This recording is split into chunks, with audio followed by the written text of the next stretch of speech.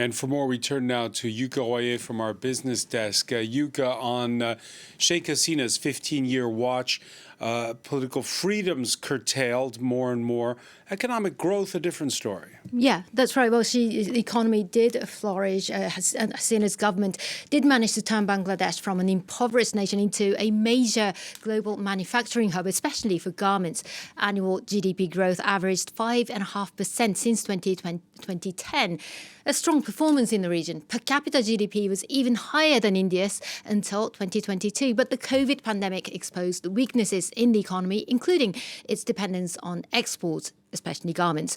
Coupled with high inflation brought on by the war in Ukraine, the government was driven to seek a $4.7 billion bailout from the IMF. Now, chronically high youth unemployment was another major issue. According to the World Bank's data, last year it was 3 times higher than the overall jobless rate. Weeks of unrest that toppled Hasina started off as a youth-led protest movement against a quota system in government jobs. While economic growth in Bangladesh is driven by the private sector, many young graduates prefer to work in the public sector for job security and higher wages. Francois, at the collapse of Rana Plaza in 2013, remember that a tragedy also exposed poor and dangerous working conditions for those supporting Bangladesh's massive garment industry. So there was a lot of anger at the quota system that privileged relatives of people who fought for the country's independence and more generally over perceived corruption and inequality.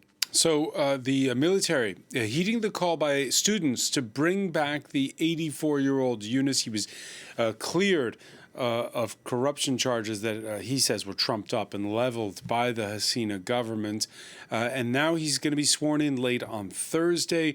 Mohammed Yunus, who is a pioneer when it comes to microcredit. Microcredit, that's right. Well, Mohammed Yunus, he's above all an economist, but he was awarded the Nobel Peace Prize, not but not the Economy Prize in 2006 for pioneering the concepts of microcredit, credit and microfinance. Now, what are they? He studied in the United States and returned home in the same year Bangladesh won independence from Pakistan. Soon after, fighting famine and poverty in Bangladesh became a passion for him.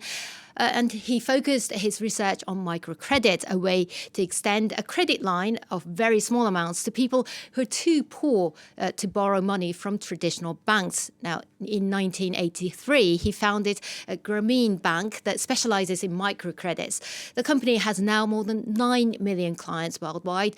For their work, Mr. Yunus and his organization jointly received the Nobel Prize and have been praised for bringing thousands of people out of poverty.